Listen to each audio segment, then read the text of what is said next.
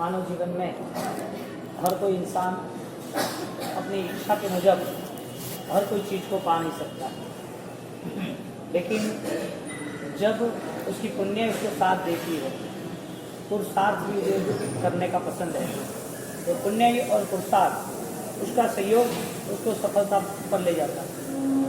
फलीभूत होता है वो इंसान जब उसके पास धर्म का भी रास्ता होता है और धर्म पुरुषार्थ का भी रास्ता होता है। धर्म समझना वो अलग बात थी, धर्म समझकर उसी जिज्ञासा उसी मुमुक्षाओं में आगे बढ़ना एक अलग बात है, क्योंकि जिज्ञासा वो पर्याप्त नहीं है, सिर्फ इच्छा होना वो जरूरी नहीं है, इच्छा के बल पर कार्य भी पूर्ण होना वही इतना महत्वपूर्ण है। और कार्य करना वो हर किसी की बात, जिज्ञासा जितनी तीव्र इतना चैतन्य तीव्र, क्योंकि मुमुक्षा वही हमारे लिए उपकारी, जिज्ञासा उपकारी नहीं। जिज्ञासा यानी सिर्फ जानने की इच्छा, मुमुक्षा यानी कि मोक्ष पाने की इच्छा। जानने की इच्छा यानी जान लिया, लेकिन जाना हुआ पाया है ऐसा तो हम कह नहीं सकते। जिसने जान लिया है उसने पा लिया। करोड़पति कैसे बनना है उसका रास्ता पता है कि इस मार्ग पे इस धंधे पे पैसा कमा सकते हैं। व्यापार जानने से वो करोड़पति नहीं बनता, उसके लिए उसके पास पुरुषार्थ है। मोक्ष का मार्ग जानने से कोई मोक्ष नहीं मिलता, मोक्ष के लिए क्रिया करने वाले को मोक्ष मिलता है। ये बात हम सोच में ले लेते हैं और हमको ऐसा है कि इससे ही मोक्ष मिल जाएगा।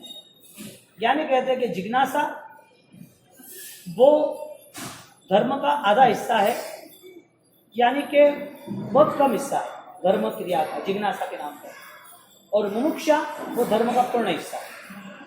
अब दो बातों को हम समझ लें। जिज्ञासा यानी कोई भी चीज करने की इच्छा, मनोभाव होना, सामयिक करना है, व्याख्या में जाना है, तपस्या करनी है, पूजा करनी है, ये सब इच्छा के बल पर होता तो है। लेकिन जब इच्छा के बल पर होता है तो वो कितने प्रमाण में होता है?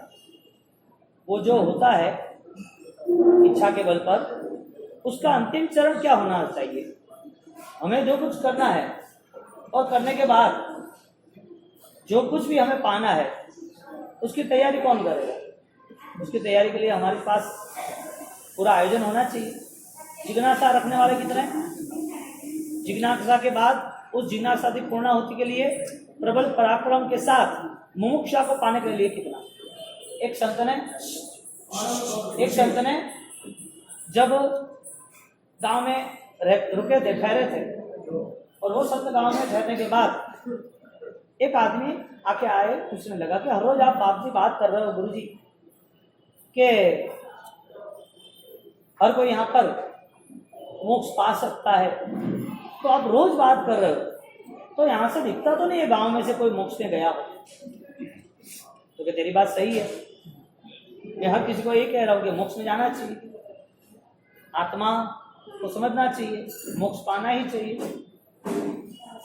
तो क्या ये सब तुम कह रहे हो जाना चाहिए, जाते क्यों नहीं? इंसान मोक्ष में जा सकता है तो गए क्यों? तो एक काम कर, आज शाम को तू जा गांव में, नगर में, और वहां जाके एक लिस्ट तैयार कर, सीरियल नंबर 22, किसको क्या क्या जिज्ञासा है, क्या क्या पाना है, इतना तो पूछ ले, कब तक पाना है।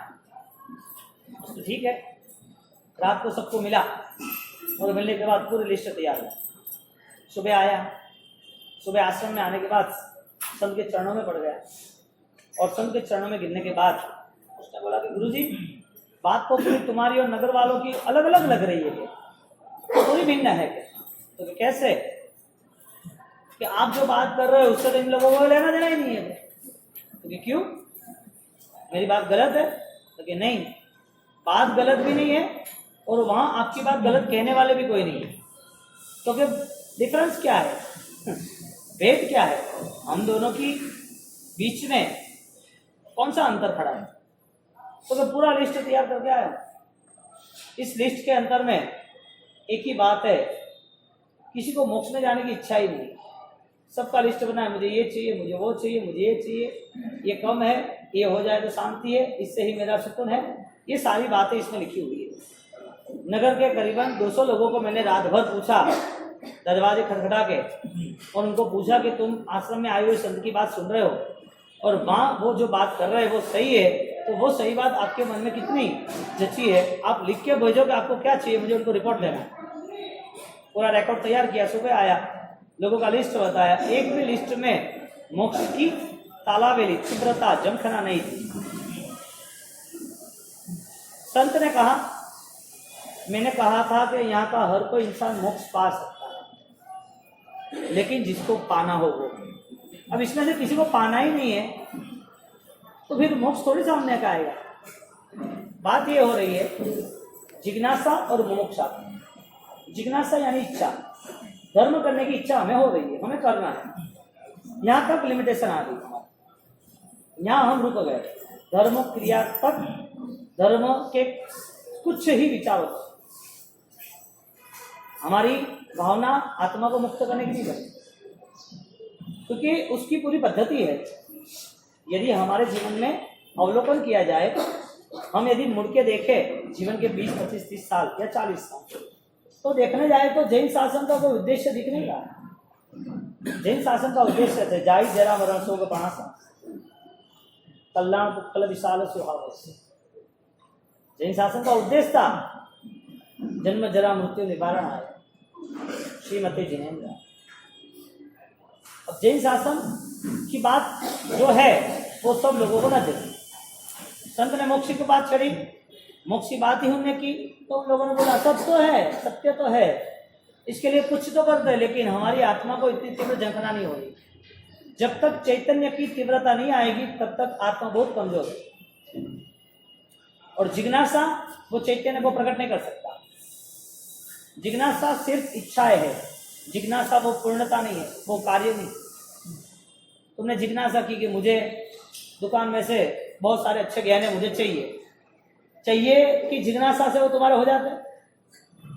अच्छे गहने देखने के बाद, अच्छे कपड़े देखने के बाद, अच्छे फर्नीचर देखने के बाद, अच्छी गाड़ियां देखने के बाद मन ऑलरेडी डिमांड करता है, मन के विचार कूद पड़ते हैं कि मुझे ये चाहिए, इच्छा तो जगती है।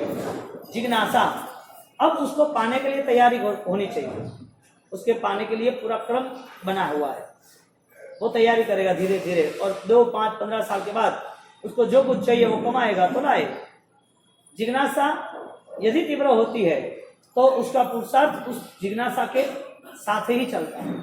जिज्ञासा जिस चीज की है वहीं उसका पुरुषार्थ होगा, जो यात्रा तय की है वहीं उसकी कदम की शुरुआत होगी। जिज्ञासा यानी के कुछ पाने की इच्छा, जिज्ञासा यानी के कुछ अच्छा लग रहा है इसके लिए हम कुछ कर रहे हैं। जरूरी नहीं है कि वो जिज्ञासा सत्य हो या गलत है, जरूरी नहीं है कि वो जिज्ञासा पूर्ण होने के लिए हमारा पुरुषार्थ काम करे। कुमारपाल महाराजा के जीवन में 55 साल तक उन्हें न कोई योग मिला धर्म का, पाप का योग मिला था, पाप में वो मस्त थे, जैन नहीं थे। इतनी सारी परिस्थितियों में 55 साल निकल गए, और जब उनका सौभाग्य बना राजकुमार का, और वो जब राजकुमार बन रहे, और राजकुमार बनने के बाद उनके धर्म वालों ने उनको खींचने का प्रयत्न किया कि यहाँ पर जो ब्राह्मण धर्म है वही श्रेष्ठ है, यही अपनाओ और यही पूरा साम्राज्य चारों ओर दिखना चाहिए। कुमारपाल राजा तो बन चुके थे, लेकिन राज्य प्राप्त करने के बाद भी उनमें एक पॉजिटिविटी थी, एक आंतरिक बहुमान भाव था कि मेरे लिए जिसने भी सपोर्ट दिया उसको मुझे मिलना है। मुझे जिन ने सपोर्ट दिया है मेरे पूर्व के काल में, जब मेरे पास फूटी कौड़ी भी नहीं थी, 55 साल पहले मेरी हालत भिखारी जैसे चल रही थी, मैं कुछ कमाया नहीं था, न कोई मुझे पहचानते थे, लेकिन इस 55 साल में मुझे सबसे ज़्यादा किसी ने सहायता की हो, सपोर्ट दिया हो, तो मुझे मेरे एक जैन गुरु को मिलना है। और वो राजा होकर वहाँ मिलने गया, राजा बन चुका था, वहाँ मिलने गया।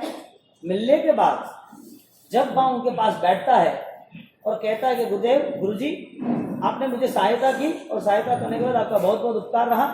मैं राजा हूँ यहाँ का, अभी आप जिस पृथ्वी पर बैठे हो अब वो मेरे मालिकी की है, अब आप मुझसे जो कुछ चाहो, जो कुछ कराना चाहो मैं कर सकता हूँ, आप मुझे आज्ञा देना। ठीक है भाई। गुरु महाराज ने बोला, देखो भाई, तुम राजा हो, तुम पहले भी जब भी आए तब भी मैंने ऐसा सोचा नहीं था कि तुम सामान्य आदमी हो, और अभी भी आए तो ऐसा नहीं सोच रहा हूँ कि राजा है तो इसके हिसाब से तेरे लिए बहुत कुछ मैं मन में भाव रखूँ। मुझे लालसा कुछ भी नहीं है। मैं तो एक ही चीज कहता हूँ कि जिम्मेदार व्यक्ति हो तो जिम्मेदारी पूरी सही निभाना, सही जिम्मेदारी ही तुम्हारे लिए साथ देगी। तो क्या आप बताओ, आदेश करो क्या करना है, बस कुछ नहीं। सर्व जीवों के प्रति सहायता का भाव, सब जीवों की सुरक्षा बनी रहे, सबके जीवन में प्रेम बना रहे, सब एक दूसरे से मिलजुल कर रहे, ऐसे राज्य का निर्माण करो। तो फिर जी सही बात है, ये भी मेरा प्रयत्न है। अब वो कुमारपाल महाराजा, उनकी पूरी तैयारी शुरू हुई। अब धर्म की यात्रा हर वक्त उसको कोई भी कार्य करना हो तो वहाँ के जो ब्राह्मण है, जो लोग ठेकेदार है धर्म के, वो लोग उसको पकड़ लेते, ये करो वो करो ये करो, तो वो करने लगा सब कुछ कार्य। तो वहाँ के जो उनके देव बोधि ब्राह्मण थे, उनको हर बात कोई ना कोई धर्म के अनुष्ठान बताए। अब उसके मन में शंका हुई, सही क्या है। मैं जिज्ञासा और मुमुक्षा, उस दो की जो भेद रेखा है उसको क्लियर करने की कोशिश कर रहा। उसने तय किया कि ये व्हाइट कपड़े, ये कलरिंग कपड़े, सही क्या है, सत्य क्या है, और किस हिसाब से मुझे स्वीकार। तो यहाँ पर दोनों की कॉम्पिटिशन चली। कुमारपाल राजा जैन नहीं है, लेकिन 55 साल से 80 साल की यात्रा उसकी 25 साल की, जो उसके लिए मंगलकारी रही, शास्त्रकारों ने परमार्थ का उनके आगे विशेषण लिख दिया। 55 साल तक जो मेंटालिटी थी, उस मेंटालिटी को पूरा चेंज किया। इसके सहारे जिज्ञासा से लेके मुमुक्षा तक की यात्रा के लिए, जिज्ञासा व्यक्ति को हर नई खोज पे ले जाता है। आंतरिक रुचि होती है, जिज्ञासा होती है तो खोज शुरू हो जाती है। यहाँ पर जब जिज्ञासा शुरू हुई तो सोचा कि ये देव अच्छे, ये गुरु अच्छे, कि ये धर्म अच्छा। उसने देवबोधि ब्राह्मण को पूछा तो देखो ये सब यहाँ पर चल ही रहा है, श्रेष्ठ है, ये सब कुछ योग्य ही है, इतने सारे हैं तो क्या कम है, कमजोर है, गलत है, इतने सारे हैं तो समझ लो क्या है। तुरंत ही उनने मन बनाया, गुरुजी को बोला, गुरुजी ये सब क्या है, क्योंकि कुछ नहीं, तुझे जो सही लग रहा है उसे तू स्वीकार। तू जो परंपरा में जो भैरवी चाल चल रहा है वो छोड़, तुझे योग्य लगे वो कर। उधर देवबोधि ब्राह्मण ने कहा ये योग्य है, और इधर हेमचंद्राचार्य महाराज ने बोला कि तुझे योग्य लगे वो कर। यानी खुद की जिज्ञासा पर निर्भर रहा कि अंदर मनोमन तू क्या तय कर सकता है, तेरे पास कोई निर्णायक परिबल है या नहीं है। बहुत कम लोग ऐसे होते हैं जो पूरी जिंदगी को समझ नहीं पाते, जी तो लेते हैं। कैसा होता है, एक पेज पढ़ लेते हैं ना, फिर पढ़ने के बाद जो क्या है तो पता नहीं, बेहोश, पता नहीं है कि पढ़ा कि नहीं पढ़ा, क्रिया हुई कि नहीं हुई, धर्म क्रिया कि नहीं किया, कोई गुण प्रकट हुआ कि नहीं हुआ, पता ही नहीं है क्या चल रहा। एक पेज पढ़ लो किताब का और पूछे 10 मिनट के बाद क्या था, होश होता, अवेयरनेस, जागृति, जागरण पता होता, दिखता कि हाँ इसमें लिखा है, लेकिन उसका ध्यान ही नहीं था, होश ही नहीं था। उसको क्या पता चलेगा क्या लिखा है, किसके लिए लिखा है, क्यों लिखा है, क्या है सब्जेक्ट। ऐसे जीवन की यात्रा है, जीवन पूरा व्यतीत हो रहा है, लेकिन जब जीवन को देखा जाए पीछे मुड़ के, क्यों जिया, क्या जिया, तो कोई पता ही नहीं कुछ, किसके लिए जिए, जो जिए उसकी वजह क्या, जीने के बाद क्या। ये जीवन यूं ही फीका फीका नहीं बनाना चाहिए, थोड़ा मीठा जीवन होना चाहिए, गुणवान जीवन होना चाहिए। कुमारपाल के जीवन को लेके हमें ये मन तो बनाना चाहिए कि एक आत्मा जिसे जैन धर्म क्या है वो पता ही नहीं है क्रिया के नाम से, और क्रिया जब तय करनी है तो पहले जैन दर्शन को मिला, उसके बाद क्रिया तय। बिना जैन दर्शन के बिना जैन धर्म हो ही नहीं सकता। जैन दर्शन के बिना जैन क्रिया हो ही नहीं सकती। दर्शन इज इक्वल टू विजन। आप क्या तय करते हो और उसके बाद एक्शन, क्या क्रिया करते हो। आपका जो भी एक्शन है, जो भी क्रिया है, उसका बेस कौन सा है, कहां से आई ये क्रिया, ये क्रिया की शुरुआत कहां से हुई, ये क्रिया करने वाला कौन है, क्रिया क्यों हो रही है, क्रिया की वजह क्या है, क्रिया करते वक्त कितना समय अवसर चला गया, चला जाएगा, और उस क्रिया के अवसर में क्या अनुभूति हुई। ये सारी चीज सिर्फ और सिर्फ जैन दर्शन वाले ही पता करा सकते हैं, जैन क्रिया वाले नहीं। जैन क्रिया तो निर्दोष क्रिया है, अहिंसक क्रिया है, जीवों को न मारने के साथ, जीवों को बचाने के साथ एक प्रामाणिक क्रिया है कि इसमें एक एनर्जी है, जो एनर्जी सब जीवों को मिलती है, हमें और दूसरे को भी। वो एनर्जी एक ही है, सिर्फ आप अहिंसा से जुड़े हो क्रिया के नाम से। इसका मतलब ये नहीं है कि अहिंसा करने वाला वापिस हिंसा का त्याग नहीं करे। अहिंसा की क्रिया करने वाला क्या हिंसा का त्याग करता है कि नहीं करता है? यानी क्रिया वो बेस तैयार नहीं किया जैन दर्शन का, क्रिया ने बेस तैयार नहीं किया अध्यात्म का या चेतनाओं का या चैतन्य का या आत्माओं का। क्रिया करने वाले को पूछो, अहिंसा की क्रिया जो है, झूठ न बोलने की जो क्रिया है, चोरी न करने की जो क्रिया है, वो कितने समय तक हो सकती हो? इसका मतलब ये हुआ कि जिसने 1.5-2 महीना अहिंसा की क्रिया गई, उसको वापिस हिंसा का लाइसेंस मिल गया, इसको छूट मिल गई, वापिस वो हिंसा कर सकता है। वो क्रिया से जुड़ने वाला जैन दर्शन से जुड़ा हुआ है। जिज्ञासा न हुई, इसकी यह वजह है। जिज्ञासा जब प्रबल होती है तो मुमुक्षा चैतन्य की पराकाष्ठा आ जाती है, उसकी अनुभूति आसमान को छूने लगती है, आनंद आता है। वो आनंद से हम नहीं जुड़े। हम क्रिया से भी जुड़े तो भी क्रिया सिर्फ क्रिया ही रही, आंतरिक हिंसा के जो परिणाम थे, आंतरिक जो मन में द्वंद, आंतरिक जो कषाय, आंतरिक जो मलिनता थी, अंदर का रावण हारा नहीं, अंदर का कंस अभी भी जगता है। अंदर जो भी बुराइयां है शकुनी की, दुर्योधनों की, वो खड़ी खड़ी क्रिया चली है। दुर्योधन, रावण, कंस खड़ा है। धर्म क्रिया है, धर्म दर्शन नहीं। तो जैन दर्शन ना हो तो जैन दर्शन के बिना जैन क्रिया हो भी नहीं सकती। मुझे बताओ 2 महीने की क्रिया के बाद का फल क्या हो सकता है? जिंदगी भर की क्रियाओं के बाद का भी फल क्या हो सकता है मृत्यु के समय पर? जैन दर्शन यानी कि एक जिज्ञासा से जुड़ना है। जैन दर्शन एक स्वयं की सत्ता को निभाना है, निरीक्षण करना है। जैन दर्शन वो तुम्हें स्वयं को बलवान बना देता है।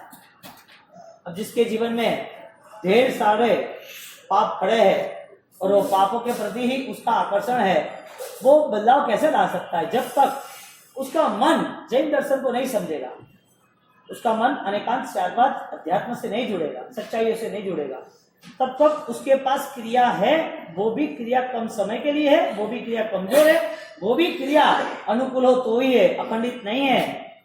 जरूरी नहीं है कि सामयिक करने वाला उसके घर फंक्शन हो तो वापिस सामयिक करेगा। जरूरी नहीं है कि प्रतिक्रमण करने वाला वापिस उसके घर रिसेप्शन हो तो प्रतिक्रमण नहीं छोड़ेगा, छोड़ देगा, कोई फर्क नहीं पड़ता है उसको, क्योंकि जैन दर्शन से वो जुड़ा नहीं। क्रिया से जुड़ने वाला शायद 1.5-2 महीना अहिंसा का पालन कर सकता है, लेकिन अहिंसा क्रिया है और इधर जिज्ञासा जो है जैन दर्शन वो करुणा का गुण है। जो होवे मुझे शक्ति ऐसी कि सभी जीव करो तामे सब जीवे सबे जीवा।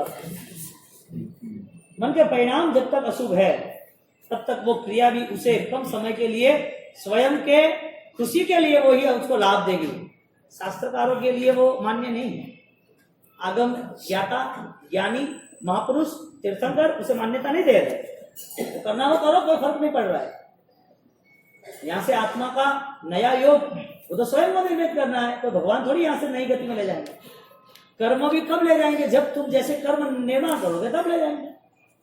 तो व्यक्ति को स्वयं के आत्मा को देखना चाहिए, उसका निरीक्षण प्रतिपल नितांत आवश्यक। अब कुमारपाल महाराजा उसने वो निरीक्षण किया कि मैं जैन दर्शन से जुड़ूं तो ही मेरा जैन धर्म मान्य है। जैन क्रिया और जैन दर्शन में आसमान जमीन का डिफरेंस है। जैन क्रिया करने वाला वो प्रतिक्रमण कर सकता है, लेकिन गुस्सा नहीं छोड़ सकता है, निंदा नहीं छोड़ सकता है, अपराध भाव नहीं छोड़ सकता है। किसी के प्रति हत्या का भाव आ जाता है, किसी की निंदा बिंदास पीछे पीछे कर सकता है। ऐसे जैन क्रियाओं का कोई मूल्य नहीं, कोई भी मूल्य नहीं। अध्यात्म में जय क्रिया के तन मन तोले ममता राधि को योग थी एम अज्ञानी बोले। 450 साल 400 साल पहले उपाध्याय जी भगवत, 1200 साल पहले हरिभद्र स्वामी महाराज, 150 साल पहले गुरु महाराज, ये सब यहाँ पर रखे गए। हमें शास्त्र के प्रति कोई बहुमान नहीं, आगम के प्रति, धर्म के प्रति, ज्ञानियों के प्रति, परमात्माओं के प्रति हमें कोई मन में भाव नहीं। और भाव न होने की वजह जीवन में दिखाई दे रही है। तुम किसी को न मिलो, तुम अपने आप को ही देखो कि कोई एक निमित्त, कोई भी एक व्यक्ति, कोई भी एक परिस्थिति, कोई भी एक प्रसंग, कोई भी घटना होती है तो अंदर का रावण जग जाता है, कसाई के नाम का, निंदा के नाम का, पाप के नाम का। अंदर का जो रावण है, कंस है, दुर्योधन है, जो अंदर का जो भी भूत है बाहर आ जाता है, आता है। क्यों? क्रियाओं ने क्या पावर दिया? ये क्रियाओं का पावर क्या था? मुर्दे भी हाथ हिला सकते हैं यदि डॉक्टर हिलाता है। अनकॉन्शियस जो है आईसीयू में, उसको भी हिलाया जा सकता है टोटी के नली के माध्यम से। तो जो लोग समझदार नहीं है उसे बोध का क्या फर्क पड़ रहा है, प्रभु का क्या फर्क पड़ रहा है? प्रभु को मिले न मिले, पूजा पाठ करे न करे, उसके जीवन में उसको जितना अनुकूल है वही करता है। ज्ञानी की बातों से उसे कोई लेना देना नहीं है। वो तो उसने उठाया कि मेरे लिए अनुकूल है, इसके लिए। ज्ञानी ने क्या, तेरे लिए जो अनुकूल है नहीं, तेरे आत्मा के लिए अनुकूल है बहुत तो तय कर। तेरे लिए जो अनुकूल है ना, तू तो अनुकूल वही करेगा ना। तुझे क्रिया करनी है तो तू 1.5-2 महीने करेगा। पूजा करनी है तो बिना स्वद्रव्य से ही करेगा। तुझे सामयिक भी करना है तो तिथि होगी तो ही करेगा, उपास मिलेगा तो ही करेगा। तुझे वंदन करना है तो गुरु महाराज मिले तो ही करेगा। ऐसा कोई फर्क नहीं पड़ रहा है कि ये मुझे हमेशा के लिए करना ही चाहिए। ऐसा कोई फर्क नहीं हो रहा है कि मेरी क्रिया मेरे आत्मा के लिए उपकारी है। वो मेरे परमात्मा ने, मेरे जैन दर्शन ने अनंत आत्माओं के लिए क्रिया बताई थी कि ये करे मनते सामयिक हमारे दुनिया सावक भी कर रहे थे और यही आवश्यक उनका माता कर रहे थे। यही वैराने का पूरा भाव हमारे यहाँ दान धर्म का, रोशनी का, चंदन वाला, मैना, श्रीपाल सब लोगों के जीवन में था। उसे क्रिया के प्रति बहुमान नहीं है, इसके लिए क्रिया रेगुलर नहीं होती। आपका प्रश्न होना चाहिए कि कुछ तो करते हैं ना 1.5 महीना, वो तो अच्छा है ना। अच्छा है भाई, अच्छा ही करना, क्या ना फर्क पड़ता है? कैंसर वाले को अच्छे कपड़े पहना तो अच्छा ही है ना, क्या फर्क पड़ता है? जो आदमी ऑलरेडी सुजन आई है उसको तंदुरुस्ती बोल दो, वो जा रहा है जिम में, अच्छा ही लग रहा है, अच्छा ही है ना, क्या फर्क पड़ता है? चलने दो जो चल रहा है कई सदियों से, कई वर्षों से, कई समयों से। 14 से 1.5 महीने के हो गए, 4 महीने की जगह। जो कुमारपाल महाराजा जैन दर्शन को समझ पाए तो वो 4 महीने में चातुर्मास में कोई यात्रा पे नहीं निकले। जैन दर्शन को समझना यानी समझ लो कि पूरी जिंदगी दाव पे लगाना जैसा है। तुम्हें तो 2 घंटे मिल गए पूजा के सामयिक के या तो रात्रि के 14 के बाद खत्म, तुमने मान लिया कि हम तो देव हो गए, अवतारी पुरुष हुआ रहा। अब थोड़ी क्रिया में वाह रे वाह, एक थोड़ी क्रिया के दिन अवतारी हुआ रहा था। क्रिया नो निषेध नहीं है, जो क्रिया वह रही है मन में जैन दर्शन भी कतरी खामी है वो आप मालूम है। और दवाई नहीं ले रहा तो अपने शरीर में बीमारी है तो दवाई लेनी जरूरी है, लेकिन बीमारी नहीं लेना दवाई लो तो रिएक्शन आ। बात वहां ले रही है कि जैन दर्शन जैन धर्म में डिफरेंस क्या है? डिफरेंस एक ही है, जटा तक मौत आवे बटा तक धर्म नहीं छूटे वो जैन दर्शन। जटा तक श्वास नहीं छूटे बटा तक मन की क्रिया नहीं छूटे वो जैन दर्शन। અને વોય કુમારપાળ મહારાજા, પેથર મહારાજા, ભામાસા, દેદાસા, સાલીભદ્ર, ધન્ના એડે महापुरुषों रे भाग्य में लखेड़ो है, बाकी नहीं है। मोरे थोड़े अवसर ही नहीं आयो तो और तो खाली हाले रहा बस बात करी कर अच्छो लागे रही करे। कितना ऊंचा दर्शन, कितनी ऊंची बातें। और जहां पर प्रभु महावीर की परंपराओं में ऐसे ऐसे लोग जिसने जैन क्रिया क्या है पता ही नहीं है, लेकिन जब जैन दर्शन को समझा तो कुछ भी कठिन होता है तो भी उसने स्वीकार कर लिया, मुझे मेरे लिए सब कुछ आसान।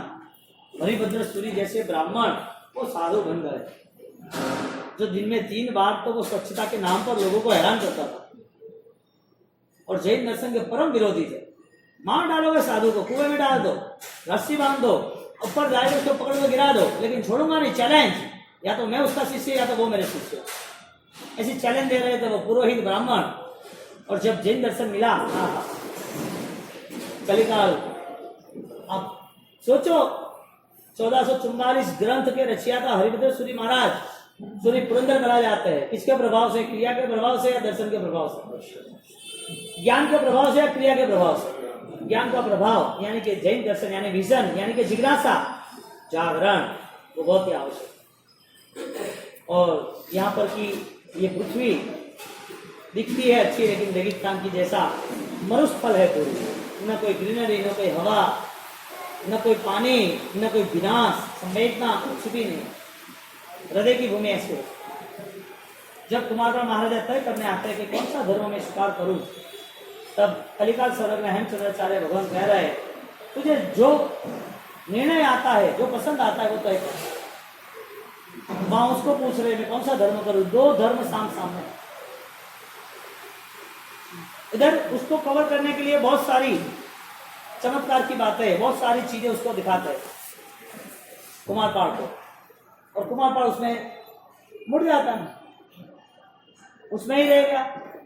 अब जब सोमनाथ की प्रतिष्ठा आई महादेव जी की, और वहां पर उसको आमंत्रण दिया, उन लोगों ने चालबाजी साजिश रची ब्राह्मणों ने कि कुछ भी हो जाए जैन कोई ब्राह्मण मंदिर में नहीं आएंगे, तो शिव को नहीं झुकेंगे, वो आना ही नहीं है उनको, तो उनको निमंत्रण दे के आ, और वो नहीं आएंगे, इसके हिसाब से वो गुरु के पद से वो समाप्त हो जाएंगे, उसको नहीं स्वीकारेंगे। कुमारपाल मान गया, ठीक है गुरु जी। धर्म की कितनी कसौटी आप देखो, धर्म की जब शुरुआत हुई, गुरु दो स्वीकारे, उस गुरु ने जो समझाया वो समझ लिया। जब तक गहरा नहीं तोड़ोगे, तुम्हारे विचारों के वर्तुलों आकार जो भी गहरा है वो चक्र को नहीं तोड़ोगे, तब तक आगे का प्रेमाइश नहीं मिलेगा।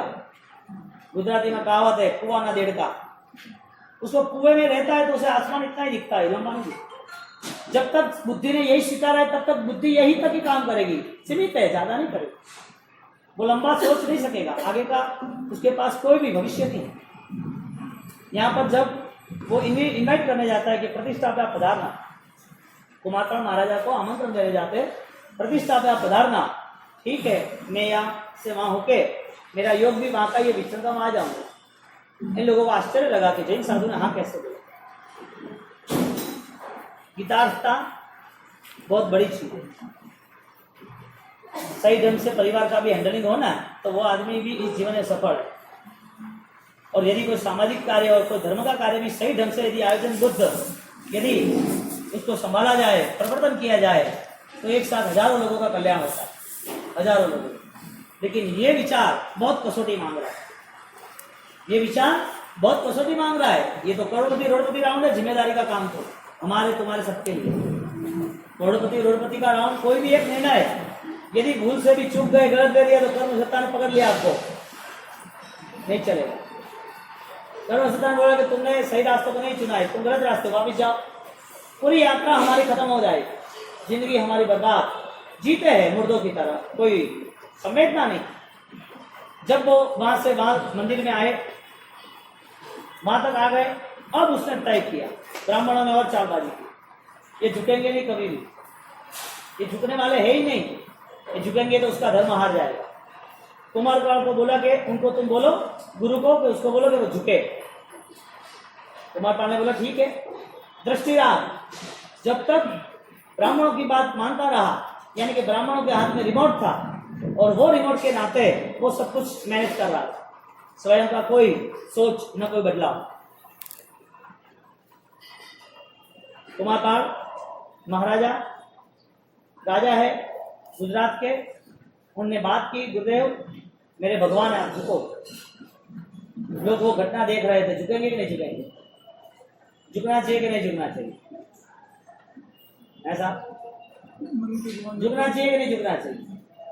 मंदिर में तो आ गए, और विचार घणो करो, नहीं आता तो कोई वादो नहीं, आ गया तो भाई करना ही पड़ेगा। झुकना चाहिए कि नहीं झुकना चाहिए, नौकर की बात।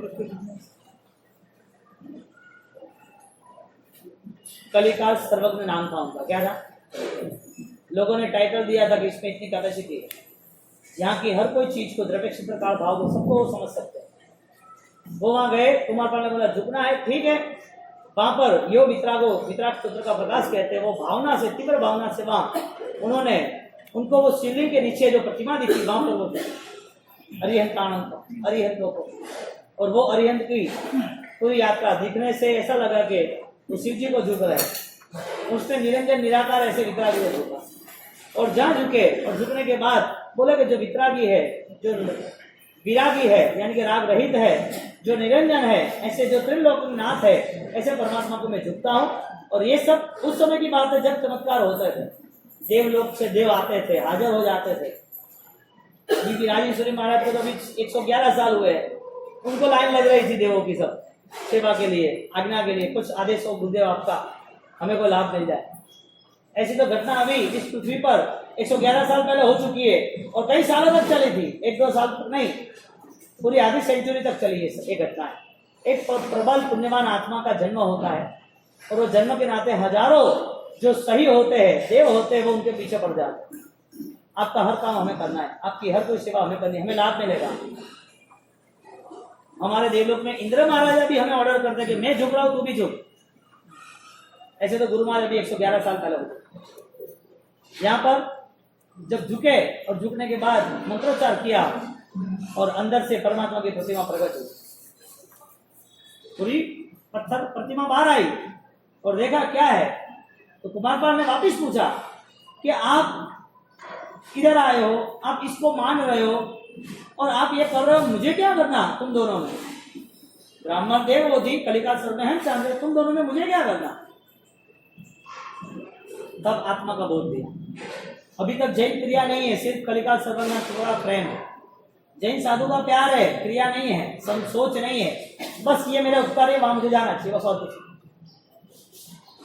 कसौटी हुई इतनी सारी 1 साल तक, और जब कसौटी हुई तब लास्ट में मंदिर में दोनों को सामने आके देखा और दोनों को सामने पूछ लिया कि मुझे क्या करना चाहिए, मुझे झुकना चाहिए नहीं झुकना चाहिए, किसको स्वीकारना चाहिए?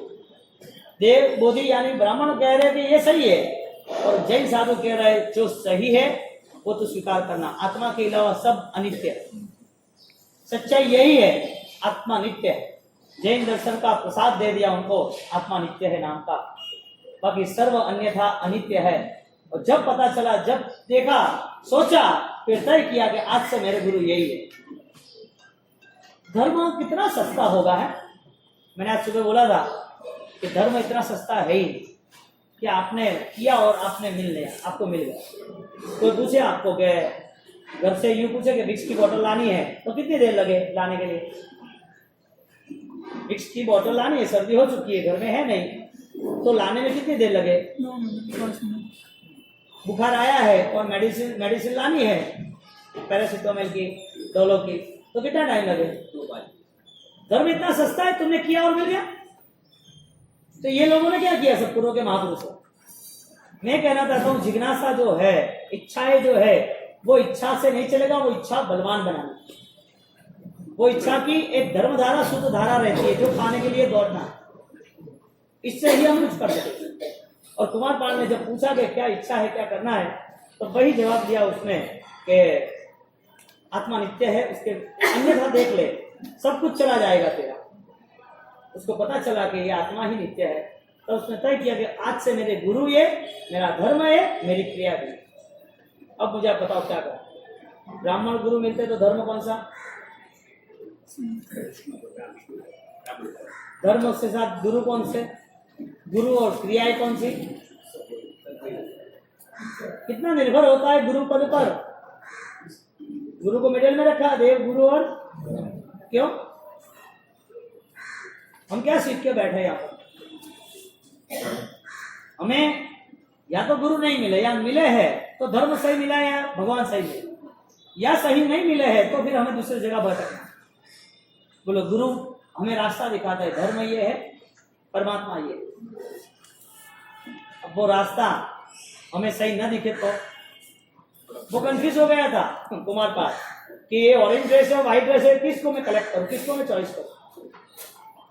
जब चॉइस किया तो आनंद आ गया। क्या बात है, जो इतने सालों में, 1 सदी में जो लोग कोई कुछ नहीं कर सकता, ऐसा टॉप 10 में कुमारपाल खुद आया। जो जैन समाज से नहीं हुआ वो जैन लोग से हुआ, जो जैन कुल में जन्मा उससे नहीं हुआ, वो 55 साल जिसने जैन धर्म सोचा नहीं, पाला नहीं, उससे सब कुछ हो गया। महत्व था किसकी? क्रिया की या दर्शन की? जिज्ञासा कम हो तो कैसे चलेगा? कम समय के लिए हो तो कैसे चलेगा? धर्म कितना सस्ता बना दिया हमने, तो टैबलेट की तरह। जब भी फ्रिज खोलो मेटासिन ले लो, जब भी इच्छा हुई सामय का कटाष्टा की फैल ली, सामय कर लिया, पूजा की बैठ ली, पूजा हो गई, धूप लगाया, धूप लगाया, बात खत्म। चपटी भरी चोखा ने घीनो से दी फलनी और लई चपटी चोखा मस्त है। कोई आवे हाथी घोड़े, कोई आवे हूँ आऊ पग पाड़े। दादा ने दरबा, दादा आदेश्वर जी दूर थी आयो दादा दरिशन, हूँ मुझको चपटी चोखा। ये गीत में ऐसा आ गया, सब चपटी चोखा ही मिल रहा है, किसी का 1 किलो 1.25 किलो का साथ नहीं हो रहा है। सोचते कि इतना छोटा पार्टी और लोग अभी अपने घर के पार्टी तैयार करते हैं, सब ऐसी पूजा मंदिर का पाटिया यूज नहीं करना है, तो पाटिया सेट कर दिया, लंबा पाटिया नहीं, फोल्डिंग वाला, थर्ड वाला, छोटा पाटिया, छोटा पाटिया, छोटी बादाम, छोटी साकर, छोटे चौके, छोटी धूप, छोटा दीपक, चपटी भरी चौखा। है कैसा मन बना दिया? कौन है? कैसे वितराग है? और मन कैसा है? हमारे संसार के लिए कोई कमी नहीं, संसार के लिए कोई कुछ कम नहीं चाहिए, संसार के लिए बेहतरीन चाहिए। और जब दादा के दरबार में आना हो, देव गुरु धर्म के लिए कुछ करना हो तो सब नापने लगते हैं। नापो, लंबी यात्रा बाकी है तो नापना ही पड़ेगा सब कुछ। विनाश काले विपरीत बुद्धि। तुम जो कुछ कर रहे हो उसमें तुम्हारा भविष्य निर्मित हो रहा है। तुम ऐसा कर रहे हो कि मैं सही कर रहा हूं, नहीं, तुम जो कुछ कर रहे हो उससे भविष्य सही हो गलत हो वो तुम्हारे पे निर्भर है। कुमारपाल ने जब तय किया, और जब तय किया, जब वहां पर वो पहुंचे तो गुरु महाराज को वंदना की, गुरु महाराज विधि सहित मुझे धर्म का प्रदान करो, मुझे धर्म की आशीष दो। और गुरु महाराज ने धर्म की पूरी प्रेरणा की। वो कुमारपाल पापी, मांसाहारी, शिवपंथी, 55 साल तक कुछ ना पाने वाला, उसने जीवन ऐसा पाया, ज्ञानियों ने लिख दिया कि ऐसा कुमारपाल परमारथ, उन्होंने जो अहिंसा पालन किया है ऐसा कोई नहीं कर सकता। हीरसूरी महाराज के समय, कलिकाल सर्वज्ञ के समय पर, और उस पे पूरी घटना चली। विचार करो, एक हीरसूरी महाराज के समय पर अकबर द्वारा अहिंसा का पालन हुआ, उसके बाद 400 साल के बाद, यानी कि उसके इस डिस्टेंस में कलिकाल सर्वज्ञ हेमचंद्राचार्य भगवान और कुमारपाल। अब देखो इतने लंबे अरसे में करुणा का बोध किसको हुआ? वो छान के पानी पाता था 11 लाख अश्व को, घोड़े को, उसको भी नौकर सुना के नौकरसी करने का फल था। एक जानवर को भी, उसके जीव को भी जीव दया का पालन हो, अच्छा हो, ऐसी भावना एक राजा खुद जैन दर्शन पाता है उसके लिए थी। और कुल हमारा जैन होने के बाद माँ बाप भी सोचते नहीं है कि मेरे बेटे के लिए मुझे क्या आयोजन करना चाहिए। चलता है ऐसा, क्रिया के नाम पर पूरा एक ग्रुप है, चलना है और क्या। कोई फर्क नहीं पड़ता है, 1.5 महीना, 2 महीना, 4 महीना, 6 महीना, जितने भी क्रिया के लिस्ट लगाते रहो। क्रिया गलत नहीं है, क्रिया में सुधार लाना जरूरी है, क्रिया निश्चित निरंतर करनी जरूरी, और वो क्रिया वापिस हमको सुकून दे ऐसी करनी जरूरी। क्रिया होती है और मन संताप में रहे तो आदमी पेज पढ़ता है लेकिन क्या पढ़ा पता नहीं, क्रिया करता है उसे पता नहीं क्रिया क्या करता। उस क्रिया के नाम पर हम धोखा खा रहे हैं, हम अपने आप को ही, खुद को ही कहीं ना कहीं जलाने की और कहीं ना कहीं हम गलत साजिशों में लगे हुए। यहाँ का हमारा बल दूसरा कौन सा? कुमारपाल महाराजा जब सही धर्म का स्वीकार करते हैं तो उनकी एक एक घटना सोचने जाओ तो ये सारा जीवन गुरु पे निर्भर था। ये सारा जीवन गुरु ने ज्ञान दिया तो ज्ञान पे निर्भर था। ये सारा जीवन गुरु ने ज्ञान दिया और ज्ञान द्वारा उसने खुद ने स्वयं ने निर्णय किया, उस निर्णय पे वो चले, ऐसे पुरुषार्थ, ऐसे प्रयत्न पे निर्भर था। वही गुरु ज्ञान, पुरुषार्थ, प्रबल भावनाओं और वहां का निरंतर व्यवहार उसको एक स्थान पे ले गया। परमारथ कुमारपाल, कौन सा शब्द है उसके आगे? उसका पूरा अर्थ क्या होता है? परम आरहंत्य का उपासक, परमारथ। बोलो, हरिहंत के उपासक को क्या क्या करना चाहिए, क्या नहीं करना चाहिए? और सन्यासी के आश्रम में पूछने गया कि आप कहते हो कि हर कोई इंसान मोक्ष में जा सकता है, तो जाता क्यों नहीं है? वो पूछ लेने गया, लिखने गया, और लिख के पूरा लिस्ट लेके आया कि 200 लोगों को पूछा, किसी को मोक्ष में जाना ही नहीं। जा तो सकते हैं, जाना हो कौन है? आपको कोई पूछने आए कि आपको क्या करना है, तो आपको बोलना अगले भाव में दीक्षा लेके मोक्ष में जाना। क्या बोलना? मुझे क्या बोलना? अगले भाव में अच्छा जीवन मिले, अच्छी आराधना मिले, और अगले भाव में अच्छा बल मिले। अभी तो शरीर काम नहीं करता, अभी उम्र हो गई, अभी पता नहीं था, अभी क्या करे कि ऐसा कुछ बहुत पता नहीं था, अभी पता चला है, लेकिन अभी व्यवस्था नहीं, अनुकूलता नहीं है, और आज भाव करते हैं अगले भाव में वापिस साधु बन के मोक्ष में जाने की भावना है, महाविद्य में जाने की भावना है। आपको कोई पूछे तो आपको ये प्लान बताना। क्या बताना? आप ओपे लेनी के भाइये लेनी? नहीं, ओपे लेनी के साविका लेनी? ओपे के छोरा है, ओपे करे कोई नहीं है, करे नहीं, मैं तो धकला भौरी बात करी, आप धकला भौरी ना दे रहे हो तो अनभौरी बात करो फिर,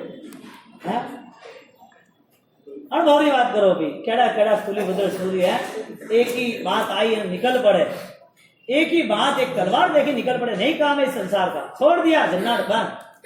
आने वाले को इंतजार थोड़ी होता है कोई, अगले भाव ने, ओ भाव ने, अबार ने, ओ ने, अतो निकला झट धन्ना जेव घटना के क्या करे रे तो सालीपुत्र एडू क्या करे एक क्या करे मानो झटको मारे घातों को ठाकुर तो ठाकुर वैसा वो कोई कमजोर थोड़ी है। और इधर जब निकल पड़े तो शाम से निकले और वहां के राजा महाराजा देखो कृष्ण महाराजा कुमारराव महाराजा कैसे राजा महाराजा का जीवन कैसे वो लोग सोचते ही रहे कि धर्म ऐसा करना ऐसा करना ऐसा करना और धर्म किया और कठिन परीक्षा आई न झुके न गुलाम बने कटने के लिए तैयार हो गए। कुछ भी हो जाए धर्म त्याग नहीं करूंगा। देह तो मिलता रहेंगे हजारों लाखों भव मिले परिवार तो मिलता रहेंगे पैसा तो मिलता रहेगा कई भव तक मिला है और कई भव को छोड़ के भी आए एक भव तो प्रभु तेरे नाम का मैं दे दूं एक भव तो प्रभु तेरे चरणों में व्यतीत करूं और यही भव के लिए हमारी तैयारी न हो। यही पूरा रोल पूरा हमारा वो घिसी पिटी रील हर भव की पाना है मिलता है कम है ज्यादा है रोना है गलत है अपराधी है दुश्मन है शत्रु है मित्र है राग द्वेष यही पाप लेके चलते रहे पुरानी घिसी पिटी रील हम बजा रहे हर वक्त मन में यही चल रहा है ये मेरा ये खरा है ये कम है ज्यादा ये नहीं होना चाहिए क्यों हुआ इसने ऐसा क्यों किया ये ऐसा ही है ये गलती है इसको कोई लेना देना नहीं है धर्म से। कितनी घटिया सोच हर वक्त यही घटना पे रहे। इसे कैसे इंसान कैसे गए इंसान की बात इंसानियत की तो बात दूर रही इंसान कैसे गए बहुत कठिन लगेगा लेकिन क्या करे ऑपरेशन के बिना तो कुछ हो गया होना ही नहीं है। ये बात कड़ी लगेगी लेकिन ये बात को लेके हमें समझना पड़ेगा। मन का सुधार वो चैतन्य का आविर्भाव वो आविर्भाव लेके हम जितना भी आगे बढ़ सकते हो बढ़ना चाहिए। तो अपरे का कहना सा मनोज जी दीक्षा अनुभव में लेनी नहीं है नहीं बोल लो ना बोल हाँ आज देखो देखो देख दो क्या बोले मोरे करनी है कि संगोरे संगोरे करनी है थोड़े एक हाथ एक फ्री थोड़े हाथे थोड़ो छोरो लावनो जे जो हजम में आवो ने हजमावनो मुलजी साहब जे हजम में आवो ने हजमावनो वो तो अपने सारी बातें करी रहा हो कि वो थोड़ी सेवा करनी जो 60-70 साल में दीक्षा ले रहा है कहीं वाट निभाता है वो अरविंद भाई विचू धाने रहा अन्नी भाई 80 साल में करनी भावना भावती मारे लेनी लेनी लेनी सुखी है दीक्षा रो खर्चो कर दो हो पड़ोगे कतरो दीक्षा रो खर्चो कर दो हो पड़ोगे અને એક ખાલી એક દિન વાસી પાડે કે વાસી થર દીક્ષા દેણી नहीं देनी मोरे 80 साल की उम्र में करने कीधुन કર્યું અને खुद बैठा पर दीक्षा ली दी सेवा करनी पड़ी मान लो ऐसा सेवा करनी पड़ी कि नहीं करनी पड़ी सेवा तो धर्म ऐसा एक दिन की सेवा की गए तो हमें समृद्धि महाराज मिल गए तो जैन शासन है सेवा कोई पाप थोड़ी है सेवा कोई मजबूरी थोड़ी है सेवा कोई गलती है थोड़ी है अटे कोई कंपनी थोड़ी हाल है तो धर्म रो आविर्भाव सेवा थी तो बल मले बल साता वयावश्य पाती के दूते सेवा करने वाला रा कर्म खपे पड़ा बोलो 80 साल में वो बैठा था अने के मारो छोरो बने का के तो के बाप से कोई चिंता मत करो बोलो 80 साल की उम्र में हमने दीक्षा ली एक दिन का चारित्र कहाँ मिलेगा। आप क्या बोलते हो आप क्या सोचते हो कि मोरी सेवा की कम करी थे थोड़ा आत्मा भी विचार है मोरी भी विचार बाबू थोड़ी सेवा करनी पड़ी है कठिन क्यों लागे ठाए अपनो अनुभव पे असर नहीं आती ट्राई करो देखो कि मोरे 18 पापों त्याग करना संसार में रहना मारे धंधा में परिवार में दुनियादारी में इंटरेस्ट लीधा बिना मारे आत्मा आविर्भाव प्रकट करना तो भवदेव वटे आया भवदेव मुनि बने अपना અને ભવદેવ મુનિ બની અને દીક્ષા લીધી હવે દીક્ષા લીધા પૂટે હવે जो घटना बनेली है मना पिताजी आया અને पिताजी आया ने उभा है सो में पिताजी सामने खड़े हैं और सामने पिताजी जो खड़े हैं वो पिताजी अब क्या बोले अभी क्लियर नहीं हुआ है दीक्षा हो गई है विहार हो क्लियर नहीं हुआ है लेकिन उसकी चर्चा उसका वार्तावरण वहां पर सन्नाटा छाया हुआ 2 मिनट में जाहिरात के बाद लेते अरे पूछे रही हो भाई मोदी साहब गलत दीक्षा लीधी थी भवदेवे नहीं लेनी थी का करना वही इशारे का भाई भवदेव मनवा विचारता हो वाला संयम खाडानी धार लाल रे क्यारे जउने मरुए हने हो वाला मारा दिल माचे नो विचार लाल रे नवली नागिला मने सांभरे नागिला उसके मन में है पिताजी आ गए हैं उपासना में पूरा वातावरण उत्साहित था, पिताजी को पता ही नहीं था। गुरु महाराज के सामने खड़े हैं, गुरु महाराज उनको आशीर्वचन दे रहे हैं, उनके प्रति शुभ भावना व्यक्त कर रहे हैं कि धन्य हो आप, आपने बहुत बड़ा मन रखा। आपने जिस तरह शासन को एक लड़का दिया और जिन्होंने पूरे शासन को जगमगाया, उसी तरह ही दूसरा बेटा भी आपका ऐसा ही महान है। दूसरा बेटा भी आपका नाम रोशन करेगा। अच्छा कार्य किया आपने। यहाँ पर रहे हुए मुनिवर सब लोग एक साथ हिल मिल गए। कल शाम तक, कल सुबह जब बैठ के आए तब एक दूसरे को एक छोटी बातें होती रही और बातें होते वक्त अंतिम पड़ाव पर जब भवदत्त मुनि जब भाई के सामने देख रहे तब भवदेव तुम्हारे पुत्र उन्होंने मन बनाया कि संसार में कुछ भी नहीं है। हमने समझाया कि संसार अनित्य है और उन्होंने तैयारी की कि मुझे भी अब संयम लेना ही है। क्या बता क्या योग बनता है, किस आत्मा का कब उदय आता है। उनका भाव बन गया और भाव होने के बाद वो दीक्षित हुए और दीक्षित होने के बाद प्यार हो गया। आप महान पुत्र के महान पिता है और ऐसी महानता हर कोई किसी में नहीं होती है। धन्यवाद के पात्र हो। हम यहाँ पर आज रुकेंगे, हमारा विहार है और आपने जो कार्य किया है वो सदैव याद रहे। जी साहब, तो दूसरी बात तो थी नहीं हटे करना, विरोध करना, जो उपकारी गुरु उन्नो करना, जो भाई महाराज है उसका करना, जो पुत्र ने दीक्षा ली उसका करना। विरोध तो नहीं कर सकते, लेकिन अब पैर भारी हो गए, कदम उठते नहीं है। छोटी मंजिल भी विराट यात्रा लग रही है। घर तक जाना कैसे, जाके वहां कहना क्या। जी साहब, तहती आशीर्वाद है। दिल भारी हो गया, विचार युद्ध करने लगा, पॉजिटिव नहीं है। विचारों में अब वो संकलेश यानी कि भयभीत भी हो गए और वो घर पे जा रहे हैं। मन में चला नागीला को क्या जवाब देना है, उसकी माँ को क्या जवाब देना। मुझको तो इन लोगों ने समझा दिया, मैंने तो मन बना दिया, वो लोग क्या करेंगे, उनका क्या होगा। धीरे धीरे धीरे करके मन बनाते बनाते लंबी यात्रा हो, ऐसे आराम से वहां पहुंचते।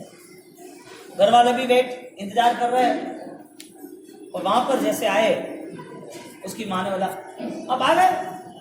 मुझे पता ही था ये दो भाइयों की यारी जो है ना वो कभी भी कम नहीं हो सकती। उनका प्यार ही इतना सारा है, वो प्यार के वजह से मुझे पता था आपको भी वो वापस भेज देंगे, वो बाद में ही आएंगे। और आप जब उनको लेके आए तो उसका एक फाइनल बात है कि वो एक दूसरे को छोड़ नहीं सकते। तुमको कहना था ना वापस रुक जाए, यहाँ पर बहुत दिन तक रुके, बहुत सारी बातें करनी है। मैं जाके कहने वाली हूँ और मुझको भी मिलना है, मुझको भी बहुत सारी बातें करनी है। और मैं भी जाऊं और भवदेव को भेजूं, नागिला भी उसका इंतजार कर रही है। कैसे है साता में ना गुरुवर मुनिवर गुरु भगवान सब आनंद मंगल है ना, कुशल है ना। कुछ बोलते नहीं, वो तो अपना मन राजी है तो बोले रखे। ऊपर से नागिला देख रही है क्या जवाब दे रहे। धीरे से आके घर में आके बैठ गए। ओके, तुम क्या कुछ बोल नहीं रहे हो, कब आ रहे हैं बैठने के लिए, तैयारी करने की नहीं करनी है। गोश्री आ गए ने, चला गया वो वापस कैसे हा? जवाब क्या देना, क्या बोलना। उसकी पत्नी कह रही है आता तुम जवाब दो, हिला रही है उसको, अरे कुछ तो बोलो। तुम्हें भी उन्होंने मन बना दिया, तुम्हें भी वैरागी बना दिया क्या, क्या मन बना के आए हो। कोई आधा घंटा एक घंटा वही उसका पूरा लेक्चर तैयार है, लेकिन कोई जवाब। नागिला के सामने देख रहे हैं, नागिला अंदर चले गई ससुर जी की मर्यादा के हिसाब से कि आराम से बैठो। तो क्या भोजन करना कि नहीं करना, ना है ना, करेंगे ना। कहाँ गया राजकुमार हमारा, आएगा वो आएगा, उसका इंतजार करना पड़ेगा हम सबको। ठीक है करते हैं, कल किया था आज भी कर लेते हैं, क्या फर्क पड़ता है। एक दिन तो चला गया ना इंतजार करते करते। कुछ खाया पिया नहीं। अब खाने के बाद ही खाना पीना है क्या? तो क्या आने के बाद नहीं खाना है, अभी खाना है कि वो हमारे साथ तो खा नहीं सकता है। क्यों नहीं खा सकता है? हाँ ठीक है, उससे शादी हुई तो नागिला के साथ खाएगा, ठीक है वहाँ खा ले, नागिला के कंपनी देने वाला है, वहाँ खा ले, हमें नहीं खाना, कुछ नहीं, हमारी जिम्मेदारी पूरी हुई। तो उसको ऊपर भिजवा देते भोजन, हम यहाँ खा लेते, कोई फर्क नहीं पड़ेगा। तुम तो अभी बैठो भोजन के लिए हो, कब आ रहा है, कितनी दे रहे हो? वो शरारती है, कोई पहले भी छोटा था ऐसा ही कर रहा था, वो समय पे आता नहीं था, कितने बार चिल्लाओ, खाना खाता नहीं था, खेलने कूदने में रहता था, उसका भोजन पड़ा रहता था, कपड़े ऐसे वैसे पड़े रहते थे। ये पूरा घर छोटा था तब कैसा बनाया था वो दो भाइयों ने, और अभी बड़ा हो गया, अभी का ऐसा ही है, वो नहीं आएगा, लेट आएगा, ठीक है तुम बैठ जाओ, उनको हम ऊपर भिजवा देते हैं। ऐसे बैठने से, ऐसे भोजन होने से तो भोजन पूरा उतरेगा थोड़ी, जाएगा थोड़ी। अरे क्यों नहीं जाएगा, भोजन क्यों करना है ना, नेचुरल है ना, सब पुरानी यादों को लेके चल रही है, उसने तो मान लिया है कि अभी आएगा और भोजन हो जाएगा। भोजन तैयार किया, एक थाली ऊपर भिजवा दी, दूसरी थाली ऊपर भिजवा दी, वो आ रहा है नागिला, वो आ रहा है, अब तुम साथ में भोजन करना। नागिला के नहीं, तो के नहीं क्या, ससुर जी कह रहे हैं ना, वो हमारे साथ भोजन नहीं करेगा, तो नहीं करेगा भोजन। भोजन की थाली तैयार हुई, काम पे लग गई, गर्मा गर्म भोजन रख दिया, बाजोड़ आसन विराजो सा, भोजन ठंडू वेरी है क्या, वो आएगा वो कर लेगा, भोजन हम कर लेंगे, लेकिन वो हमारे घर में भोजन नहीं करेगा। घर में भोजन नहीं करेगा, क्या काम है, इतना बड़ा घर है ना, छोटा काम पड़ रहा है, एक मेंबर से कोई छोटा हो रहा है क्या घर, और दूसरा लेना तो ले लेंगे, क्या फर्क पड़ता है, दूसरा ले लेंगे, हमारे घर में भोजन नहीं करेगा तो दो घर करेंगे, अभी तो भोजन कर लो, वो आएगा अभी। तुम्हारी सही बात है, सब बदलाव आता है संसार में, वो अभी उसका संसार संभालेगा। ऐसा नहीं है, तू इतनी राजी हो रही है, खुश हो रही है, लेकिन ये ऐसी चीज नहीं है। भोजन तुझे और मुझे दोनों को करना ही तो है, लेकिन भोजन करने में फर्क है, उसका भोजन हमारा भोजन अलग है, उनका पात्र हमारा पात्र अलग है, उनकी जगह हमारी जगह अलग है, उनके विचार हमारे विचार अलग है, उनकी व्यवस्था हमारी व्यवस्था अलग है, वो जो कुछ करेंगे उसका पूरा फल अलग है, हमारा फल अलग है। अरे तुम कब के आड़ी टेढ़ी बात करो, इसकी बात करो ना, क्या कहना चाहते हैं, भोजन करना है कि नहीं करना, भोजन करना है ना, भोजन की तैयारी करते हैं और बातें करते करते तू बैठ, तू पहले भोजन कर ले, भाई बाद में करेगा भोजन, तू कर ले। कभी भी है ना, कोई काम नहीं बनता और टेम्परेचर हाई हो ना, तो पहले पानी पिला देना, चाय पिला देना, भोजन पिला देना, सब रेडी, शांत रहे थोड़ा, टाटा वेरा। अभी उसको तुरंत बोल देते हैं कि वो नहीं है, गांव में ही नहीं है, वो या भैया के साथ चला गया, उसने तो अपना लिबास उतार दिया है, और शादी ब्याह सब भूल गया है, नागिला को मुझे तुझे घर बार गांव सब भूल गया है, वो तो श्रमण बन गया है, साधुओं की परंपरा में निकल पड़ा ग्रुप के साथ, अब उसका ना कोई ठिकाना है और न कोई उसका कोई आगे पीछे हम खोज कर सकते हैं, ऐसा तो कह नहीं सकते। उसको कहे तो उसके ऊपर क्या गुजरेगी, एक तो दे दिया, दूसरा भी, और भोजन कराया, भोजन कर लेते, तो नागिला अकेले बैठे है तो वो आके कराएगा, तो अभी तो कर, भोजन हो गया, बैठ आराम से। नागिला को बुला दिया, तो नागिला तू भी आ, बैठ आराम से, तो उसने बोला नहीं कि वो आएंगे बाद में, बैठ, ठीक है तो ऊपर खड़ी रहे, मैं यहाँ नीचे बैठा हूँ। भोजन कराया, बिठाया सबको, और सुन के क्या जो मैं बात कह रहा हूँ ध्यान से सुनना। कई बात ऐसी होती है समझदार को बहुत ही गंभीरता पूर्वक कहनी पड़ती है, जो समझदार नहीं है उसके लिए बात छोड़ो, लेकिन समझदार है उसको भी गंभीरता से कहनी पड़ती। अब बात का पूरा सेटअप जमा रहे और वो बैठे और बैठे बैठे कह रहे कि देख अभी बात तुरंत तो की नहीं जाती, पता है ना कि कई लोगों को ज्यादा विचारशील चिंतनशील होते हैं तो सदमा लग जाता है। कोई आदमी यहाँ बम्बई बीमार हो या मारवाड़ बीमार हो और बीमारी में लास्ट स्टेज हो तो कि भाई तू आजा जल्दी, तो थोड़ा याद करे जाए, थोड़ा मतलब स्वास्थ्य में थोड़ा बिगाड़ है, वो डेथ हुए तो यूँ नहीं कहता कि वो डेथ हुआ है, वो सलियाबरा नहीं कहता है, घर का जो मेंबर है ने कहे भाई તો ભાઈ આવજે તું એટલે झट આવ તે થોડી વધારે ખરાબ. हाँ तो અને બિચારા टाइम મળે बेटा आवे ने देखे ने भाड़े तो बीजो कोई होश नहीं आवे कि सब भेड़ा ही है। यहाँ पर जब वो नीचे बैठे और नीचे बैठे भोजन करे बोला कि देखो बहुदेव हमारे परिवार का भविष्य था और हमने बहुत ही उनको दोनों भाइयों को पाल पोस के बड़ा किया है, लेकिन बहुदेव के जीवन में क्या योग बना मैंने पूरी कोशिश की है, मैंने छानबीन की है, उसको मैं बुलाने वाला हूँ, लेकिन बहुदेव अभी यहाँ नहीं है। क्यों यहाँ नहीं है, कहाँ चला गया, कैसे हुआ, आप बताता हूँ ठहर आराम से। बहुदेव गुरु महाराज के पास था और गुरु महाराज ने दोनों भाइयों को कहीं भेज दिया, कुछ काम से गए होंगे, वो आ जाएंगे। अरे ऐसा थोड़ी होता है, नागीला को रख के थोड़ी जाएगा, समझता नहीं आए तो मैं उसको मारूंगी, पता नहीं चलता उसको, हर वक्त शरारत करता रहता है। छोटा बच्चा है क्या, अभी जिम्मेदारी है, शादी ब्याह हुआ है, उसे समझना चाहिए ना कि और भी कोई व्यक्ति की जिम्मेदारी है। वो बेचारी खाए पिए ने 2 दिन बैठी है ना, वो चला गया, उसको कोई पता ही नहीं चल रहा है कहाँ है वो, बताओ मुझे, मैं अभी जा रही हूँ। तू बैठ, आएगा, वो आएगा, आना ही है उसको। नागीला को लेके आया तो नहीं आएगा, तो कहाँ है, कैसा है, नहीं कुछ नहीं है। वो अभी 2 भाई को काम से बाहर गए, थोड़ी देर में वो आएंगे। मजे की बात अब शुरू होगी। झूठ कहना नहीं है, सत्य से परिचित करना है और सत्य के सहारे उनको आगे भी ले जाना है। अब सत्य की मजा ये है, जब वो वहां बैठे और बैठने के बाद उसे कह रहे कि ये तेरा जो बड़ा बेटा है ना बहुदत्त, उसकी कैसी कैसी बातें सुनी मैंने, वो कितना आगे निकल गया है, लोग कितने चाह रहे उसको, लोगों को इसके प्रति कितनी श्रद्धा और कितना प्यार है, साधु जीवन में वो कितनी कठिन परिश्रम में कितना आनंदित है। वो तुझे क्या लग रहा है, उसका जीवन कैसा है, इतना कष्ट है कि अच्छा ही है ना, ये तो सही जीवन है। नहीं तो वो बता कि ये इतना विचरण कर रहे तो उसको पैर में छाले पड़ते, धूप लगती, भूखे रहते, लोगों को मिलना जुलना, कष्ट सहन करना, सेवा करनी, कोई अपना नहीं वहाँ पर, फिर भी इतने खुश रहते हैं।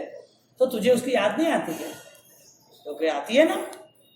तो ऐसा नहीं लग रहा है कि इतना कष्ट सहन कर रहा है, तो तुझे नहीं कहना चाहिए कि भाई कष्ट कम सहन करो, थोड़ा तब क्या कम करो, तुझे ऐसा नहीं कहना चाहिए। नहीं नहीं, कि ऐसा थोड़ी किया जाता है, साधना है, साधु जीवन लिया है तो साधु जीवन में इतने दर्द सहन करने, इससे अच्छा तो दर्द कम सहन करे ना, तो तुम्हें भी दर्शन मिले, तुम्हें भक्ति मिले, उसके समाचार मिले। नहीं नहीं नहीं, कि ऐसा नहीं, के अभी उनको जो अनुकूल है वो करेंगे, अब मेरा क्या काम है वहां, मैं ऑलरेडी उसे क्या कहूंगी, वो समझदार है, वो बड़े हैं, उन्हें साधु जीवन लिया है, वो अपने आप आगे बढ़ते रहते हैं। अब मैं जो कुछ कहूँ उससे कोई मतलब नहीं है।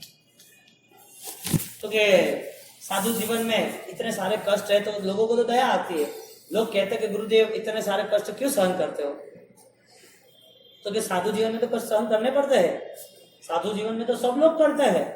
ये परंपरा में से इतने सारे सालों से, इतनी सदियों से इतने सारे तीर्थंकर जो राजकुमार साधु बने, सबने सहन किया है और सहन करने के बाद अपने जीवन को धन्य बनाया है। तू क्या समझ रही है, साधु जीवन मैं ले लूं तो चले, अरे तुम्हारा काम है क्या लेने का, क्यों मैं नहीं ले सकता, तू तो अच्छी अच्छी बातें कर रही है, साधु जीवन अच्छा है, सहन करना चाहिए, साधु जीवन सबने पाला है, तीर्थंकर राजकुमार के पास भी था, ऐसा अच्छा जीवन, तो मैं ले लूं तो क्या फर्क पड़ता है। नहीं नहीं, कि अभी तुम कहाँ ले सकते हो, तुम हमें छोड़ के कहाँ जाओगे, और तुम्हें लेना भी है तो तुम्हारा शरीर तो साथ देना चाहिए ना, वो तो सक्षम है इसके लिए।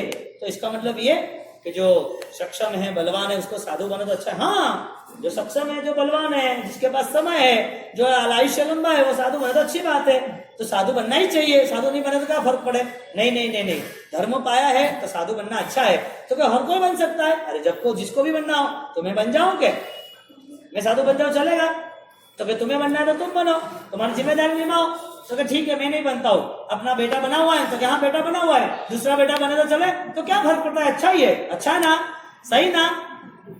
अरे नहीं नहीं, क्या क्या क्या क्या सही, तुम मुझे क्या घुमा रहे हो, क्या बोल रहे हो, क्या ऐसा थोड़ी होता है, क्या छोटा बेटे को थोड़ी शादी करानी, अरे साधु जीवन लेना है, उसको तो यहाँ दीक्षा, उनको तो नागीला लेके आई, और नागीला के साथ रहना है, उसको क्या दीक्षा देनी, तो तू कह रही थी ना कोई भी दीक्षा ले रहा है, अच्छा जीवन है, ये जीवन में तो हर कोई आगे ही बढ़ सकता है।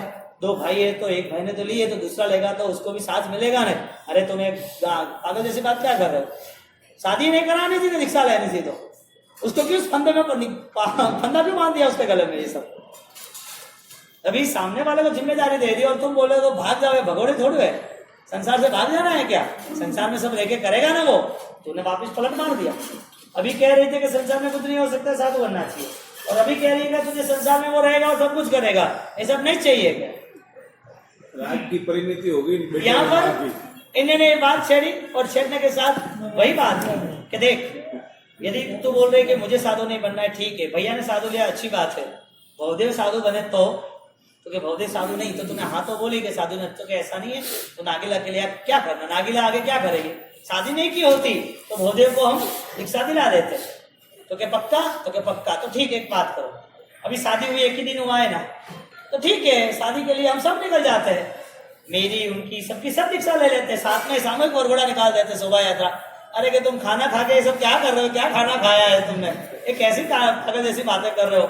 कोई दीक्षा दीक्षा ले रही थोड़ी है, साधु महाराज आके गए, इसमें इतना बवंडर खड़ा कर दिया तुमने, वो तो हमारे भारतीय पुत्र महाराज थे, तो तुम हमारी दीक्षा, इनकी दीक्षा, उसकी दीक्षा, सबकी दीक्षा यहाँ क्या खड़ी आ गई? एक ने लिया, बहुत हो गया, अब आगे कोई प्रोग्राम नहीं है किसी का भी, आगे कुछ भी नहीं है। और भवदेव कब आएगा वो बताओ तुम? वो बात कहना चाहता है, बात मनाना चाहता है कि उसने दीक्षा ले ली, लेकिन उसके मन को तैयार करना चाहते हैं। 1 घंटा निकल गया, नागिला खड़ी थी और वो अब कहने की तैयारी है कि भवदेव है ना, उसने दीक्षा ले ली, वो कहेगी तो उसे चिल्लाएगी, और वो कहेगा कि भवदेव को दीक्षा गुरु ने दी है, तो उसको गुरु के प्रति कोई ना कोई भाव आएगा। ये 2 बात कैसे कहनी है, उसके लिए वापिस 1 घंटा चाहिए, और वापिस अगला कल का दिन चाहिए। तो वितरा की अन्ना इच्छामि दुक्कड़म।